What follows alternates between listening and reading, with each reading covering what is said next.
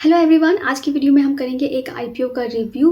तो 6 अगस्त को 2 IPO open होने वाले हैं, जिसमें से एक है ब्रेनबी सॉल्यूशन का आईपीओ और दूसरा है यूनिकॉमर्स का आईपीओ। तो इस वीडियो में हम ब्रेनबी सॉल्यूशंस आईपीओ को रिव्यू करेंगे कि कंपनी क्या काम करती है, कंपनी के फाइनेंशियल्स कैसे हैं, ग्रे मार्केट प्रीमियम क्या चल रहा है, कैसे लिस्टिंग बेनिफिट हो सकते हैं और क्या इस आईपीओ में अप्लाई करना चाहिए या नहीं।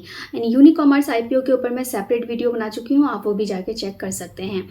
तो आप चाहते हैं कि अगर आपको आईपीओ में अलॉटमेंट के चांसेस बढ़ें तो अच्छे आईपीओज में आप अप्लाई करें, और अलॉटमेंट के चांसेस बढ़ाने के लिए ज़्यादा से ज़्यादा डीमैट अकाउंट से अप्लाई करें। अगर डीमैट अकाउंट आप ओपन कराना चाहते हैं तो लिंक डिस्क्रिप्शन बॉक्स में है, आप जाके डिस्क्रिप्शन बॉक्स एक बार ज़रूर चेक करें। तो चलिए वीडियो स्टार्ट करते हैं और सबसे पहले कंपनी के बिजनेस मॉडल को समझ लेते हैं। 2010 में ये कंपनी इनकॉर्पोरेट हुई थी। ब्रेनबी सॉल्यूशंस के नाम से ये रजिस्टर है। तो ब्रेनबी कंपनी भले आप को नोन नहीं हो, लेकिन फर्स्ट क्राई नाम से आप ज़रूर फेमिलियर होंगे। स्पेशली जो मदर्स हैं वो इस नाम से ज़रूर फेमिलियर होंगी। तो ब्रेनबी सॉल्यूशन के नाम से ये कंपनी रजिस्टर है, लेकिन फर्स्ट क्राई ब्रांड नेम के अंदर ये अपने प्रोडक्ट्स को ऑफर करती है। ऑनलाइन एंड ऑफलाइन दोनों ही प्लेटफॉर्म पर ये अपने प्रोडक्ट्स ऑफर करती है, और ये वन स्टॉप स्टोर है किड्स, बेबीज़ एंड मदर्स के हर तरीके के जो प्रोडक्ट्स हैं उनके लिए, चाहे वो क्लोथिंग है, फुटवेयर हो, या पर्सनल केयर की चीज़ें हो, या टॉयज़ है, स्टेशनरी है, जो भी एक बेबी, किड्स या फिर मदर्स को यूज़ होते हैं वो सभी प्रोडक्ट्स इनके प्लेटफॉर्म पे मिलते हैं। इनके ऑनलाइन स्टोर्स भी हैं, ऑफलाइन स्टोर्स भी हैं, एंड ऑनलाइन प्लेटफॉर्म पे भी अवेलेबल हैं। तो इनका खुद का भी ऐप वेबसाइट है जहाँ पे आप जाके आप इनके प्रोडक्ट्स को बाय कर सकते हैं। एंड दूसरे जो शॉपिंग वेबसाइट होते हैं जैसे कि अमेजन वगैरह, उस पर भी इनके प्रोडक्ट्स जो है वो अवेलेबल हैं। और इनके जो ऑफलाइन स्टोर्स है, फिजिकल स्टोर्स, वो भी ऑल ओवर इंडिया में है, और इनफैक्ट ग्लोबली भी इनकी प्रेजेंस है, इंडिया के बाहर भी इनके स्टोर्स हैं। तो इंडिया में इनके टोटल 1063 स्टोर्स जो है वो फिलहाल ऑपरेशनल हैं।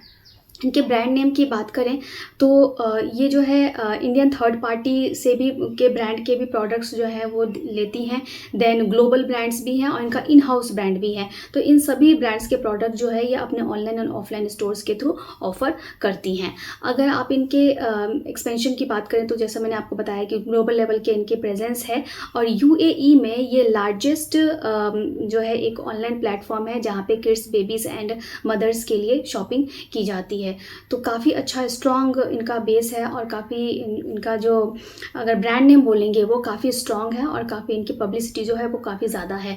इस सेगमेंट में ये 17 to 18% मार्केट शेयर जो है वो कैप्चर करती है। मोनोपोली है। मोनोपोली मीन्स इस सेगमेंट में अभी तक एक्सचेंज पे कोई भी कंपनी लिस्टेड नहीं है। अगर इनके इन हाउस ब्रांड की बात करें तो बेबी हग, बेबी ओए, पाइन किड्स, अगर आपने इनके वेबसाइट से शॉपिंग की होगी तो आपको मालूम ही होगा इस ब्रांड्स के बारे में। तो ये सभी इनके इन हाउस ब्रांड है जिनको ये अपने ऐप के थ्रू भी और अदरवाइज ये दूसरे जो शॉपिंग वेबसाइट होते हैं उनके थ्रू भी ये ऑफर करती है। तो पैन इंडिया प्रेजेंस है, ग्लोबल लेवल पे इनकी प्रेजेंस है, और इनका जैसा मैंने आपको बताया कि ब्रांड नेम जो है वो काफ़ी स्ट्रॉन्ग है। 900 कॉन्ट्रैक्ट मैन्युफैक्चरर्स के साथ इनका टाई अप है, जिनसे ये प्रोडक्ट्स लेती है और अपने प्लेटफॉर्म्स के थ्रू जो है वो सेल करती है। तो सबसे जो पॉजिटिव जो पॉइंट है इसका, तो बिज़नेस मॉडल काफ़ी बढ़िया है। इस सेगमेंट में कोई भी कंपनी जो एक्सचेंज पे लिस्टेड नहीं है, तो मोनोपोली का इनको बेनिफिट है। और सबसे बड़ी चीज़ जो है, जो ब्रांड नेम है इनका काफ़ी स्ट्रॉन्ग है, हर कोई इस नाम से फेमिलियर है। तो ये कंपनी का बिजनेस मॉडल हो गया। अब इसके फाइनेंशियल्स की तरफ अगर हम देखें तो कंपनी के फाइनेंशियल्स हमको यहाँ से वीक देखने को मिलेंगे। कंपनी के रेवेन्यू में अगर आप देखेंगे तो कंपनी के रेवेन्यू में लास्ट 3 ईयर्स में ग्रोथ देखने को मिली है, क्योंकि जैसा हमने बताया कि इनकी सेल्स बहुत ज़्यादा है, काफ़ी ज़्यादा इनके वेबसाइट से जो है वो शॉपिंग की जाती है। तो इनकी रेवेन्यू में तो ग्रोथ है, लेकिन अगर आप प्रॉफिट आफ्टर टैक्स देखें तो लास्ट 3 ईयर्स का जिन्होंने डेटा दिया है तो कंटिन्यूसली इन्होंने लॉस ही यहाँ पर प्रेजेंट किया है। तो लॉस मेकिंग कंपनी है। देन कंपनी का रिजर्व, सरप्लस एंड नेटवर्थ में भी आपको दिखेगा कि डिक्लाइन देखने को मिल रहा है। और यहाँ पे कंपनी का अगर आप डेट देखेंगे तो कंपनी के पास जो है वो काफ़ी डेट भी है। तो एक तो लॉस मेकिंग कंपनी है, डेट भी लेके रखा हुआ है, और आईपीओ लाने के पीछे का ऑब्जेक्टिव है तो वहाँ पे कहीं भी कंपनी ने ये मेंशन नहीं किया है कि वो इस आईपीओ के थ्रू जो फंड रेज होगा उसे लोन पे करने के लिए यूज़ करने वाली है।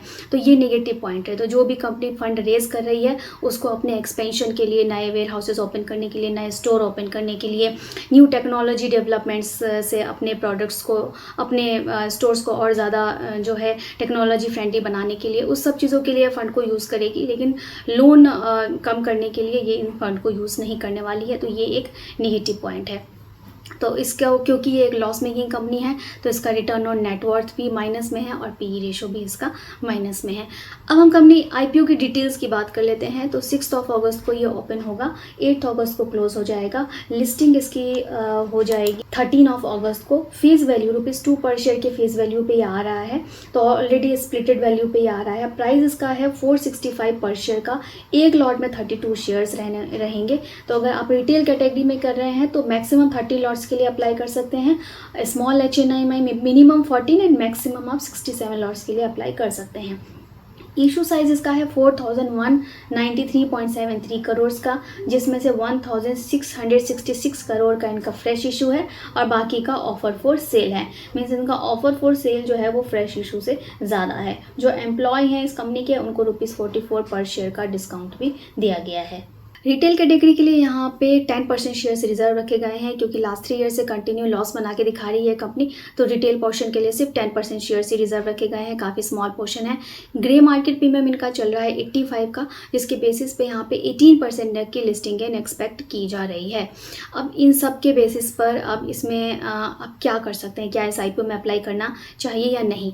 तो उसके लिए अगर मेरी एनालिसिस के बेसिस पे आप पूछेंगे तो कंपनी का बिजनेस मॉडल सबसे पहले अगर हम देखें तो कंपनी का बिजनेस मॉडल काफ़ी स्ट्रॉन्ग पॉइंट है। कंपनी का ब्रांड नेम बहुत स्ट्रॉन्ग है और यहाँ पे हो सकता है कि बड़े इन्वेस्टर्स इस कंपनी में ज़रूर इन्वेस्ट करना चाहेंगे।